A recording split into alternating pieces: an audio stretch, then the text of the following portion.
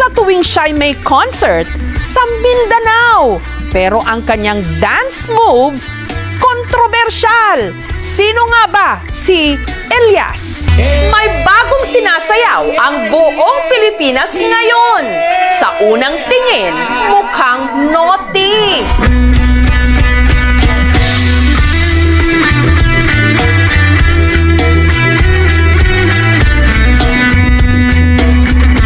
Kaya ang iba nagtaas agad ng kilay.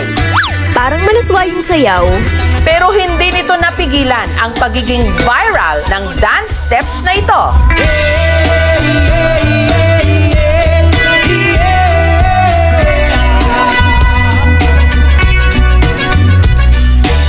Ito ang signature dance moves ng pinagkakaguluhan ngayon sa mga gigs sa Mindanao. Mag-ingay at say uhahay kay Elias! Si Elias, content creator at band vocalist ng bandang Kalumad. Sa linggong ito, dumayo sila sa Tiboli sa South Cotabato. Ilang oras pa bago ang kanyang set, ang fans, abangers na! Si Elias! Kasi idol namin siya! Kasi ang galing sumayaw! Elias! Oh, hi!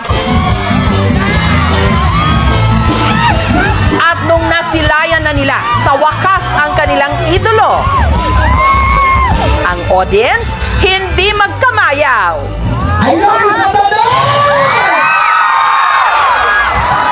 Isa ka siya ito! Si Elias patikim ng kanyang dance moves.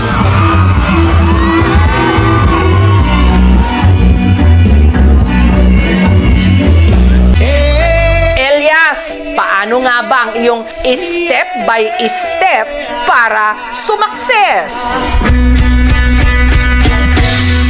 Childhood dream daw talaga ni Elias na mag-perform. Ang kanyang talento nahasa dito sa kanilang bukid sa Magpet, North Cotabato. At ang kanyang naging mentor, ang kanyang tatay Elias Sr. Bonding daw kasi talaga nilang mag-ama ang kumanta habang nagtatapping o nangungulekta ng dagta ng rubber tree. Pag magtatrabaho kami, kumakanta siya palagi. Alisto ka! Magsakay ako ng kalabaw, magpakain ng damo, tapos dinadala ko yung lyrics. Ginapractice ko araw-araw hanggang sa kabisado na, umaga, April Boys at saka Aegis kasi mataas pa yung boses ko. Ngayon, hindi na. Masarap na lang. Ay! At sa mga nagsasabing mahalay ang pinauso niyang dance steps, ayon sa kanya, inspired daw ito ng kanilang hanap buhay. Kapag nagkakat ka kasi ng rubber is pag ganon. Ito ang puno, tapos hawakan mo yung puno, tapos kailangan mo ganito ang knife, hanggang ganyan, hanggang ibaba. Kaya ginawa ko, kumbaga ganyan, tapos ay! Ganon! Siguro nasa kanila na lang kung ano yung iisipin nila. O din yung punuan sa guma mga dol. Bata pa lang, nagtatapping na raw si Elias. Araw-araw kami masama sa nagkakat ng rubber, 3 AM. Tapos mag-aral ako, paminsan-minsan nga. Kapag mag-school ako, mabaho pa yung kamay ko sa rubber. Pero kapag naibenta mo na, umot na yung kwarta. Dagta ng rubber tree ang kanilang hanap buhay. Sa pagtatapping, kumikita ang mag-ama ng 7,000 pesos kada ani. Kayo na makatabang sa mo, kuha na mo pamugas, sa gastos na mo sa among panimalay, maura gid na mong ginasaligan. Grade 2 lang daw si Elias nung ang kanyang nanay Ninita na masukang domestic helper sa Bahrain. Bilang isang ina, sobrang hirap talaga kasi siyempre na malayo ako sa kanila. At hindi maiwasan na iiyak ka na lang na mag-isa kasi hindi ko sila nakikita, hindi ko sila nasusubayan araw-araw kung anong ginagawa nila, pero masaya ako na ganyan na siya ngayon. namimiss ko siya. Gusto ko palaging makikita siya araw-araw. Kaya hindi ko mapigilan na maging emosyonal kapag magbanggit ako ng pangalan ng nanay ko. Basta pamilya ang pag-usapan, yan ang weakness ko. Dahil nasa abroad ang kanyang ina at madalas naman nasa bukid ang kanyang ama, ang kasakasama raw ni Elias noon, ang kanyang Lola Miriam at Lolo Marciano. Dili man bugoy na butaan man. Sa dagan namong ako, hinigugmag yun na mo siya, mo yun ang gimahal na mo. Sa kanila ako natutulog araw-araw.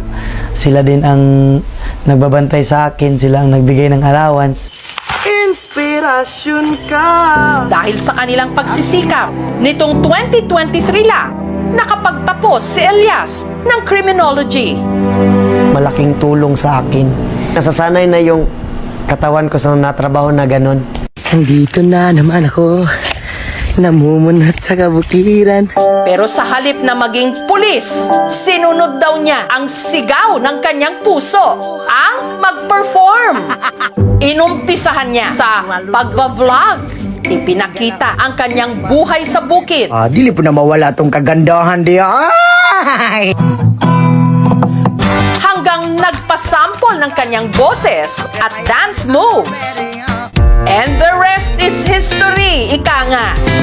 Si Elias na imbitahan na ngayong magtanghal sa iba't ibang mga probinsya ng Mindanao. Napupuno talaga ang isang area kapag nagigig kami. Nararamdaman ko sa aking sarili is proud na proud, masayang masaya. Maraming fans na rin daw ang nagdi-DM o direct message sa kanya. Sinasabihan nila ako na, pwede ba tayo na lang? Pwede bang magkita tayo? Matawa lang din kasi mabait naman ako na tao at saka masarap din. Sa mga humuhopya o umaasa kay Elias, awat na! Tapos na ang laban! Meron nang nanalo at nagpatibok ng kanyang puso. Si Abigail na aminadong selosa. May fans kasi dati, humalik talaga dito. Kasi very territorial ako eh. Yung akin. Tapos ngayon, na-realize ko na since nag-expand na yung circle niya, yung mga tao na nakakasalamuhan niya, kailangan ko talagang mag-adjust. Maliban daw sa charm ni Elias, na-fall din daw si Abigail sa puso nito. Makita mo talaga na maganda yung kanyang heart. At meron na rin pala silang anghel, si Apollo. Si Elias talaga is super hands-on sa aming anak. Paano ngayon? Kasi malayo ka sa kanila. Kung ka siyempre, nasanay ka nga perminti mo sabay. Hangtod niya nabot sa point aing ani, pero okay lang man kay makasabot man pod. Hindi biro yung napagdaanan namin. Ngayon, unti-unti na naming naaabot yung mga sinasabi lang namin dati na, hey, Inches ka, unta ka nang makatugtog ka sa kanang big stage. Pang, uli na. Mingaw na ako ni mo, Pang. Buntag! Kahapon lang, umuwi si Elias ng Magpet para bisitahin ang kanyang pamilya. Kamusta? Nagupiraman ka. Hapit na mong birthday oh. Nakipaglaro siya agad sa kanyang mag-ina na miss na niya. I like it. Ilaki mong gusto? Agaray! Sinamahan din niya ang kanyang ama na muling mag-tapping sa bukid.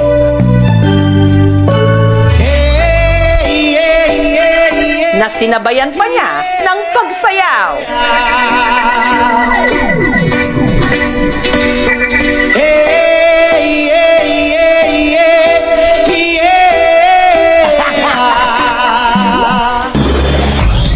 Kinagabihan, diretso naman si Elias sa gig nila sa Cali Fest 2025, Kalinan, Davao City.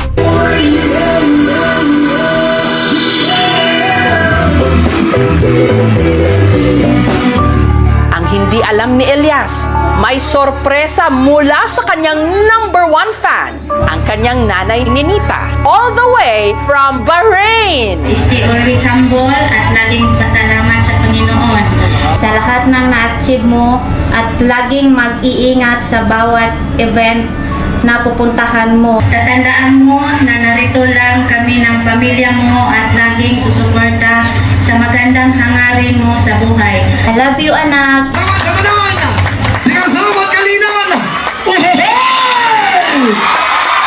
sa ngayon, hindi ko pala kino-confirm ang sarili ko na sikat ako. Paminsan-minsan din, kinakausap ko rin ang sarili ko. Sikat na ba talaga ako? Kailangan ko pa siguro magsipag para maabot yung pangarap ko. Gusto ko kasing whole world. Uy! Pangarap ko na maka-show kami sa iba't ibang bansa. Pangarap na lang man din ako, lubos-lubosin ko na lang. Lipad, saan ang gusto mo? Patuloy ka lang sa mga pangarap mo. Tama yan, Elias. Pag nangarap ka, taasan mo na at ipakita sa buong mundo ang talento ng Tubong Mindanao.